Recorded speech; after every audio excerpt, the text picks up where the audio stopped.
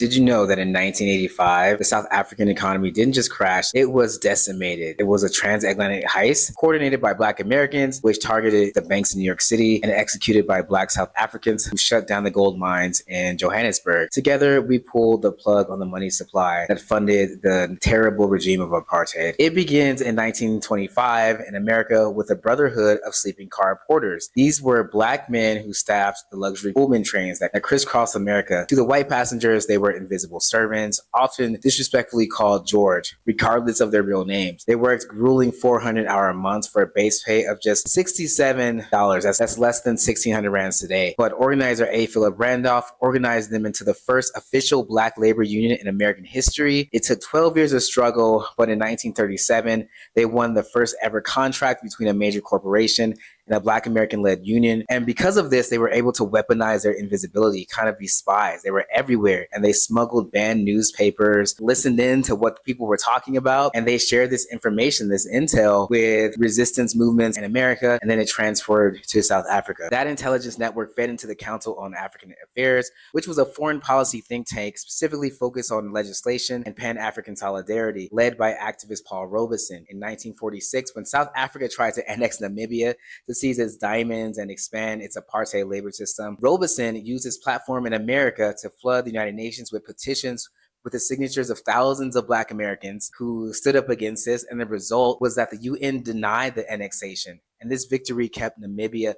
legally distinct. By 1966, they realized that apartheid wasn't just a policy, it was a business funded by Wall Street. They discovered that Chase Manhattan Bank was leading a consortium of 10 American banks that were giving the South African apartheid government a $40 million revolving credit line. Basically, the American government was funding endless amounts of oppression here in South Africa. The money was paying for the military and police vans that enforced passbook laws. So the ACOA weaponized the Black American dollar by organizing Black American churches, the Peace Corps, which was full of Black Americans, and Black American unions to withdraw $23 million from the banks. It was a run on the bank led by Black American money, and it worked. By 1969, the banks quietly canceled South Africa's credit line. Enter Leo Robinson in 1984. He was a Navy vet who was radicalized by the Vietnam War, as well as the Soweto uprising. And so he founded the South Africa Liberation Support Committee, which was the first ever anti-apartheid group in an American labor union. The most important thing that Leo Robinson and his organization did was block a shipment that was coming in from South Africa on the boat called the Nedlloyd Kimberley. For 11 days, dock workers refused to unload the cargo. Nedlloyd lost $1.5 million on a single trip. Unions across the world copied the tactic, leaving South African ships stranded at sea. Buyers switched to other countries because they couldn't risk the delay of what protests were doing to South African exports. But the final blow required direct coordination. In June 1st, 1983, Cyril Ramaphosa met with 50 Black American union leaders in New York City,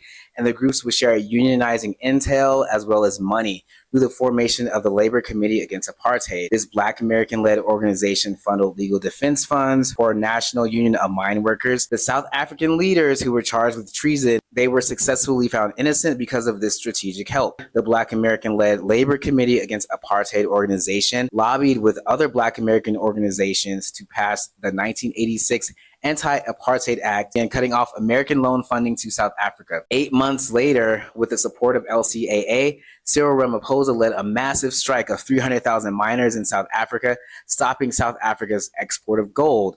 This terrified financial markets around the world because apartheid-funded companies no longer had that credit from America to fall back on. They didn't have an army, no Wall Street bailout, and gold, the regime's oxygen, stopped flowing, so it was cutting them off. The strike ended October 1987, but apartheid never recovered. About 1 billion rands were lost, gold halted, 50,000 fired. The rand lost 10% of its value overnight and over 30% of its value over the next few months. The bank run was successful, and apartheid was technically bankrupt 5 years before Mandela even walked free.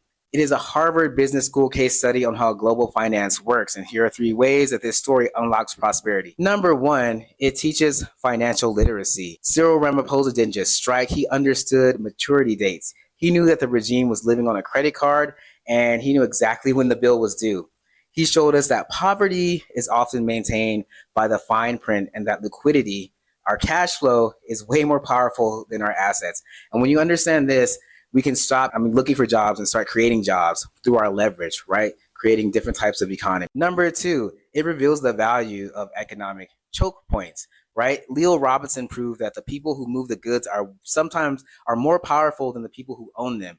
The ship owners had millions, but because they couldn't move the box 50 feet, they went broke. This history teaches us to don't just sell the product, own the servers, get into logistics, the trucks and the towers. If we control the choke point, we dictate the price and how the economies move. And Black people, we have lots of power in dictating the choke